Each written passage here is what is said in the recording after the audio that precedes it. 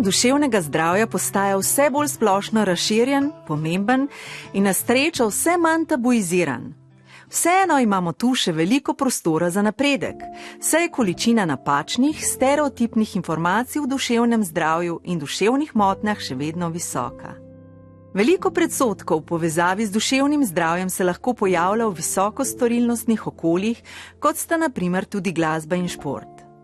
Dojemanje, da se lahko težave v duševnem zdravju pojavijo samo pri šibkih ljudeh, kar pa sploh v vrhunskem športu in glasbi ni zaželena lastnost, je napačno in škodljivo. Še posebej za mlade, ki si na teh področjih šele prizadevajo uspeti in razviti svoje potenciale. Prav zaradi tega je dobro razumevanje, kaj pomeni duševno zdravje ter kako opredeljujemo duševne motnje, pomembno. Vse več je tudi znanih oseb, med njimi glasbenikov in športnikov, ki so spregovorili o lastnih izzivih na področju duševnega zdravja, kar lahko pripomore k boljši ozaveščenosti in znanju o specifičnih težavah na tem področju.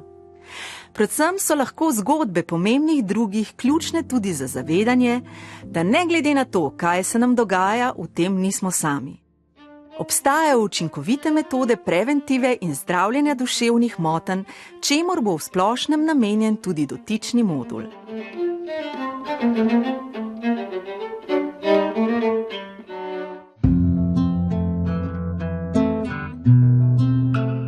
Svetovna zdravstvena organizacija duševno zdravje definira kot stanje duševnega blagostanja, ki ljudem omogoča soočanje s stresorji v življenju, uresničevanje svojih sposobnosti, učinkovito učenje, dobro delo ter prispevanje k njihovi skupnosti.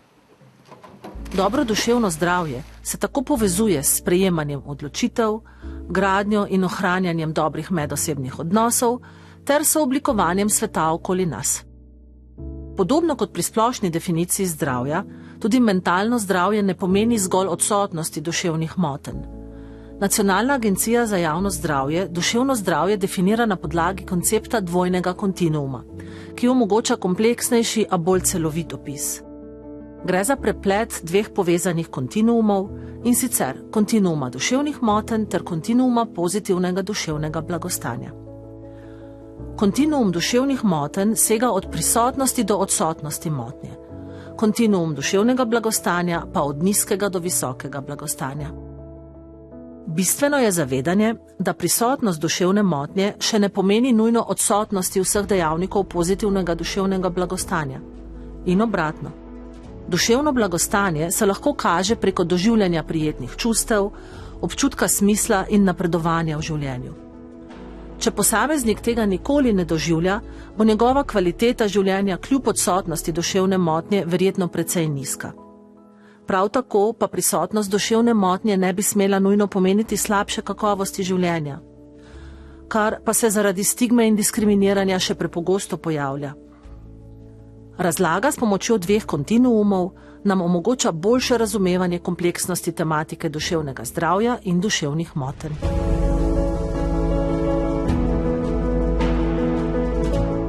Za diagnostiko duševnih motenj je potrebno zadostiti določenim diagnostičnim kriterijem, ki nam omogočijo natančnejše ločevanje različnih stanj. Ustrezna diagnostika je namreč ključna za načrtovanje nadaljnje obravnave ter izbor kar najučinkovitejših metod zdravljenja. V ta namen se uporabljajo različne klasifikacije bolezni in motenj, ki se redno posodabljajo in jih lahko uporabljajo zgolj ustrezno usposobljeni strokovnjaki. Najbolj uveljavljeni klasifikaciji sta na primer diagnostični in statistični priročnik duševnih motenj ali krajše DSM. Trenutno je zadnja verzija 5. izdaja. Ter mednarodna klasifikacija bolezni oziroma avstralska modifikacija 10. revizije mednarodne klasifikacije bolezni in sorodnih zdravstvenih problemov za statistične namene oziroma krajše MKB-10AM. S porastom uporabe družbenih omrežij ter poplavo dezinformacij na spletu se dogaja, da se kompleksnost tematike duševnih motenj pretirano poenostavlja. Pojavlja se veliko napačnih informacij o tem, kateri znaki že lahko štejejo za diagnostični kriterij, kar vodi v pretirano samodiagnosticiranje brez ustrezne strokovne podlage. Na spletu je veliko vsebin, ki na zelo preprost način opisujejo določene znake posameznih motenj v duševnem zdravju, prav zaradi svoje splošnosti in preprostosti pa bi se najverjetneje lahko v njih v določenem obdobju našega življenja prepoznal prav vsak izmed nas. Pomembno je poudariti, da takšne informacije ne zadostujejo za diagnozo duševne motnje. Predvsem je bistveno, da se v vsakdanjem življenju znamo osredotočiti na ustrezno preventivo in zdrav življenjski slog. Ta predstavlja pomemben varovalni dejavnik tako splošnega kot duševnega zdravja in blagostanja. Dejavnikov, ki tekom našega življenja vplivajo na naše duševno zdravje, je veliko. Nekateri so med seboj kompleksno povezani in prepleteni.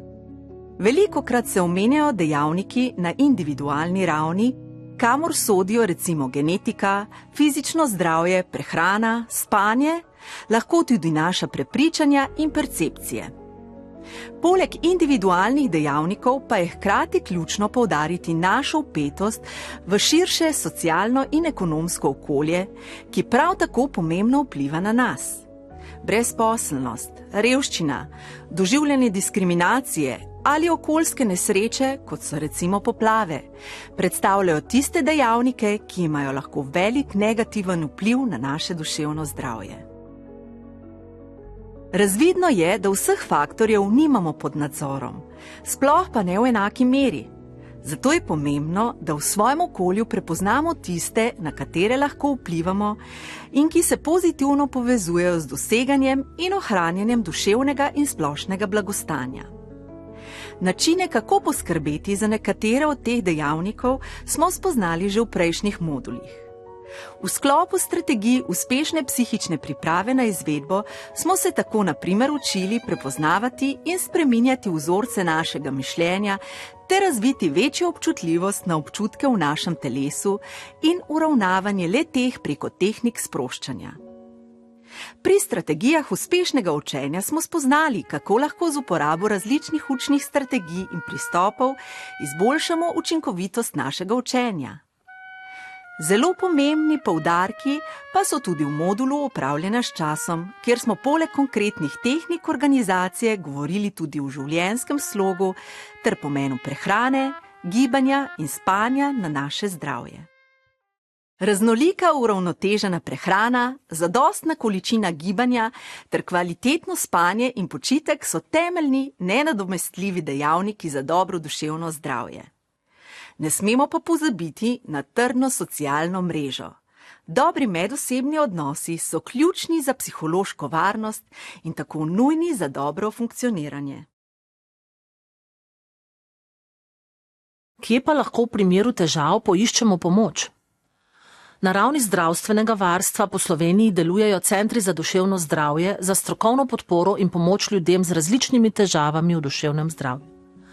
Njihov namen je zagotoviti dostopno, hitro in celostno odzivanje na težave ter preprečevanje poslabšanja duševnega zdravja. Pomoč v nujnih, kriznih stanjih lahko v Ljubljani poiščete na urgentni psihiatrični ambulanti, ki deluje v okviru Centra za izvenbolnišnično psihiatrijo, ali pri dežurni psihiatrični službi Centra za mentalno zdravje Univerzitetne psihiatrične klinike Ljubljana.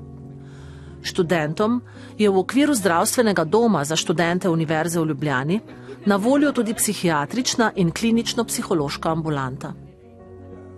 Del ustvarjanja vključujočega okolja pomeni tudi skrb za duševno zdravje.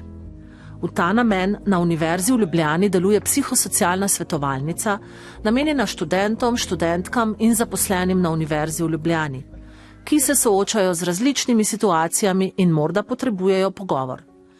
Več informacij najdete na spletni strani Univerze v Ljubljani. Prav tako za študente in mlade obstajajo tudi različni telefonski in spletni viri pomoči, ki nudijo svetovanja v duševni stiski. Celoten seznam kontaktov lahko najdete v prilogi tega modula.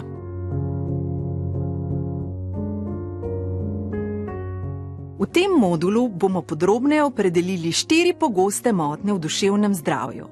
depresivne motnje, anksiozne motnje, motnje hranjenja ter zlorabo substanc. Pogledali si bomo diagnostične kriterije za vsako od navedenih motenj, simptomatiko ter spoznali tudi nekaj tehnik, ki se uporabljajo v procesu zdravljenja. Tehnike, ki jih bomo predstavili, izvirajo iz vedensko-kognitivne terapije ali na kratko VKT, ki je znanstveno podprta in učinkovita za širok spekter duševnih težav. VKT se osredotoča na doseganje želenih sprememb v posameznikovem vedenju, čustvovanju in mišljenju, ki omogoča učinkovitejše funkcioniranje ter višjo kakovost življenja. Boljše znanje in razumevanje duševnega zdravja in motenj je ključno za športnike, glasbenike ter nasplošno za vse nas, da lahko delujemo preventivno. Vzpostavimo zdrav življenjski slog in učinkovito podporno okolje. Hkrati nam to znanje omogoča tudi pravočasno in pravilno prepoznati morebitne težave ter poiskati ustrezno pomoč.